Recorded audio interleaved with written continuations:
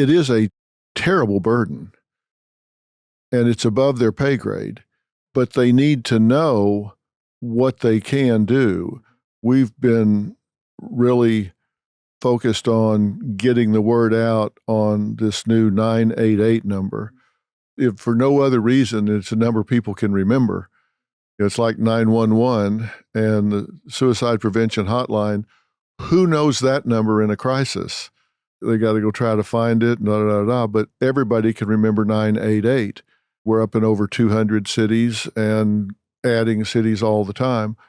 It's gone better in launch than was anticipated, because you always expect there's going to be outages and drops, and it's going to be sent to the wrong center, and et cetera, et cetera. But I've run into the same thing where these kids are trying to do things way over their skill level.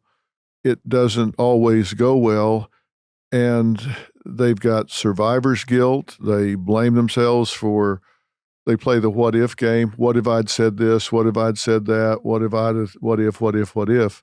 And it can really be traumatizing to them. Those aren't all happy endings. No. Also, and I know this can be controversial, I don't know that every suicide is preventable. I really don't. Agree. I have so many friends who've lost kids, and it was them waking up that day, searching how to take their own life, and doing it a couple hours later. There was no buildup.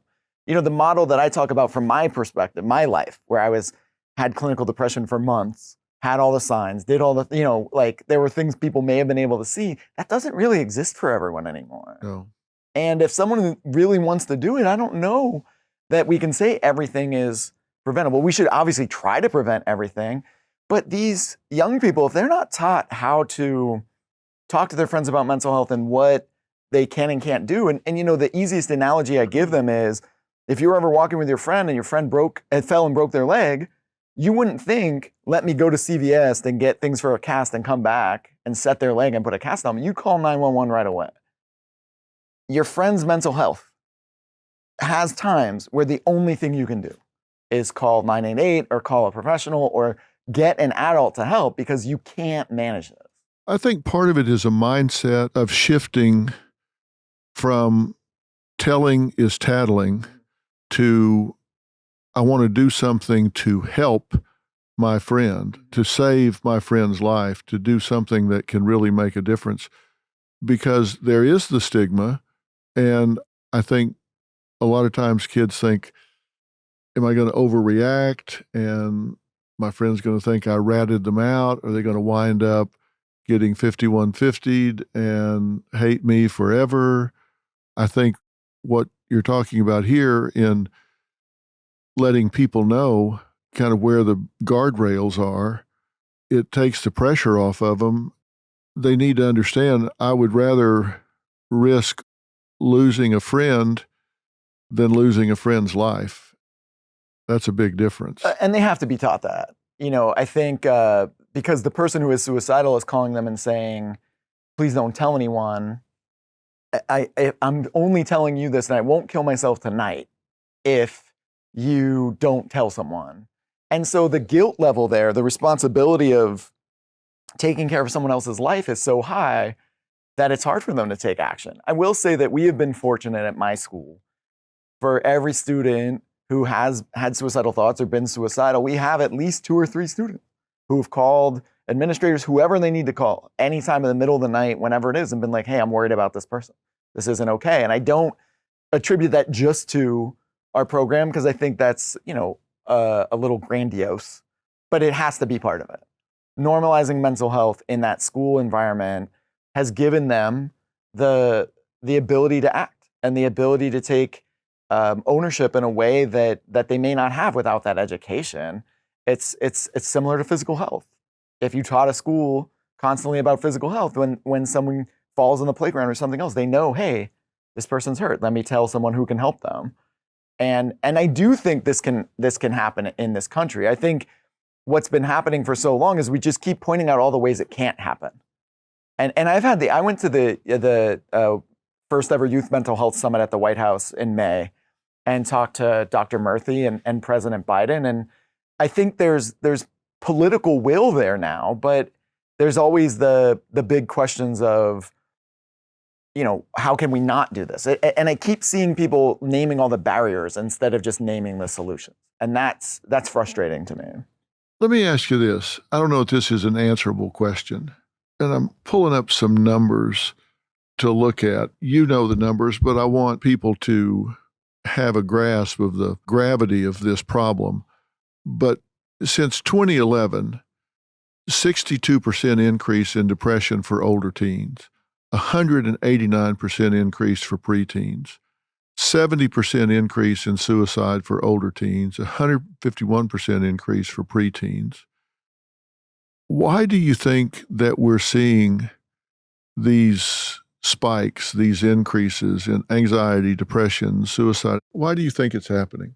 I think there are a lot of different sources for it. If you look at the 2011 and that 2012 era, what else changed in our society at that time? It was kids getting cameras that could then take selfies. It was social media growing in certain ways. And we can't understate the role of technology and social media in all of these mental health issues. It is one of the largest contributing factors. Well, I have this theory. I've gone back and timelined this out. 08, 09, it's like big C-130 cargo planes flew over the United States and dropped smartphones on the entire population. And at that point, it's like the entire young population went from this to this. They were full up, eyes looking around, seeing what's going on, and they just dropped their head to this screen. At that point, they stopped living their lives and started watching people live their lives. Mm-hmm. The problem is the lives they're watching lived are often fantasies. They're not really that way. Yeah. There's a fuselage up in San Francisco that isn't a real airplane that is booked in 15-minute intervals, 24 hours a day, 7 days a week, that influencers, this is just in a warehouse, this is an old fuselage, that influencers book. They go in there with a camera crew and they change into these outrageous outfits and stuff. And there's a cyc out there, a canvas of clouds going by. And they're like, oh, I'm on my way to Cabo. I'm on my way to Paris. I'm on my way. They'll do 8 or 10 different shoots in 30 minutes and then go sprinkle those out throughout the year. Like they're living this huge fantasy life that kids then compare themselves to. And they say, well, I went to the 7-Eleven and, got some Cheetos. Well, that's not much of a comparison. The data tells us that they are getting their driver's license later. They're socially interacting less. They're simply not engaging with friends. They're confusing clicks and likes with connections.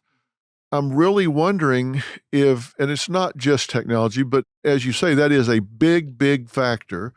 And you add to that concierge parents who won't let them skin their knees, won't let them experience problems in life. I wonder if we're really setting them up to be overwhelmed by what's happening in the world. We 100% are. And, the other day, my students asked me, do you think we're worse at conflict resolution than you were when you were in high school? Now, hear me out. So I thought about it for a little bit because I don't want to just snap back at them. And the conflicts I had to manage when I was in high school were real conflicts. There might have been a kid who was like, I don't know, kind of a bully threatening me that I had to worry about maybe. I don't know. I had issues with my parents. I played sports, and I had to think about my friends or relationships. But those were real conflicts. And they were limited. The conflicts that they may think they're in could be any number of things that are happening around the world. So that could be drought, famine, political unrest, whatever they see in their feeds, right? It could also be body image, whatever else they're seeing in their feeds. It could also be school shootings, because they know about school shootings before I do. They're the ones who are like, this happened today. And it could also be any other number of things they're seeing on social media, they're not real conflicts in their lives, but they are to them, right? So I asked them, I was like, look, I had to manage maybe 2 or 3 conflicts, and we had an old school way of doing it. I grew up in rural Pennsylvania, so you were direct. You weren't, hiding or typing behind a keyboard. Mhm. You knew where the conflict stood. They have at any time maybe 20 conflicts that are just unresolved that they don't have power over. And if you think about stress, the number one thing that leads to unhealthy stress is when you don't have a locus of control. They feel like they don't have a locus of control in almost every area of their life. And then when you Right. throw in what I like to call the college application industrial complex, because that's what it is, Right. it's overwhelming for them. So I would love to say they don't have conflict resolution skills in a very like concrete way, because that's how I think a lot of generations see them. But it's also possible that they are overwhelmed by the limitless conflicts that they're seeing that aren't resolved.